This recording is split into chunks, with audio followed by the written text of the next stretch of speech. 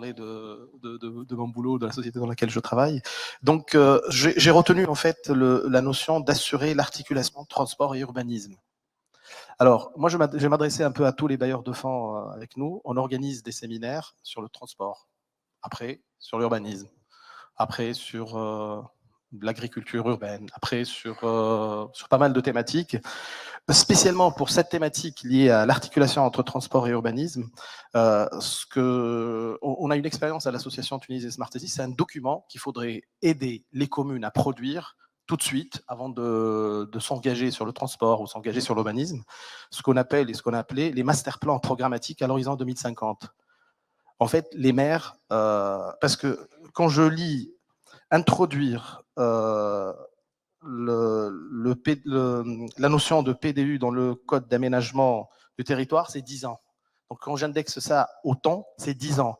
En 10 ans, on a construit sur les emprises, on a construit d'une manière anarchique partout, on a occupé les trottoirs, par rapport à la recommandation des hauts trottoirs, et la notion de temps, elle est très importante. Donc il faut avant tout produire un plan guide de l'ensemble des emprises, mais tout de suite, quoi. Il faudrait que tous les bailleurs de fonds s'organisent entre eux et financent, je dirais, pas 350 communes, c'est ça, mais plutôt au moins pour les grandes communes, des vrais master plans programmatiques. Et je pense que pour une cinquantaine, c'est une urgence pour dessiner et produire 50 master plans programmatiques qui va intégrer à la fois les infras de transport sur le réseau viaire, mais aussi les infrastructures numériques liées à ça, parce que ça va être les mêmes emprises par la suite. Excusez-moi. Et donc, du coup, il y a un gros sujet là-dessus. Il y a une urgence là-dessus. Après, tout à l'heure, on a parlé aussi des axes sur lesquels on va regrouper les transports et par la suite, on va densifier. Ben, ça aussi, c'est un élément fondamental parce que attendre le PAU, le SDA, le machin, tous ces mots-là compliqués, et que derrière, le résultat, on l'a, on le vit, on est en train de le vivre. Quoi. Voilà, le message, Merci je pense, beaucoup. c'est très C'est clair par très rapport à ça. brièvement. Donc, pour les mesures essentielles pour la gouvernance et le financement, eh ben, les priorités à court terme, déjà, puisque le calendrier et le rétroplanning sont essentiels et fondamentaux. La création de la CNMU, à savoir cette commission nationale. On avance, hein, voilà. Voilà, donc la création de la CNMU, la création de l'UTAC en tant que UGO, et également la création des comités de préfiguration des AMMU ou des AMU, et la création de DMU dans quelques communes pilotes. Là, vous en parliez, c'est des locomotives, ça va être des icônes et ça va permettre d'inspirer justement les bonnes pratiques. Lancement de la préparation de PDU, du plan de déplacement urbain dans les zones urbaines les plus importantes et le lancement, bien évidemment, d'un grand programme de mise à niveau des cadres et experts du secteur et l'établissement du FNMU comme fonds spécial pour le financement des nouvelles structures et de projets pilotes innovants. Et là, peut-être, c'est l'usage du fonds qui va faire la différence. Hein. Tout à l'heure, Saraden avait quelque part fustigé cette démarche, mais finalement, le fait de mettre à profit a posteriori et éventuellement avant 2025, ce qui serait parfait, et ben, la création de l'UTAC et des AMU comme structure pérenne, hein, travailler sur la pérennité de ces structures et la mise en place de processus rigoureux de sélection des projets financés par le budget national et d'attribution des compensations des entreprises publiques pour bas tarifs.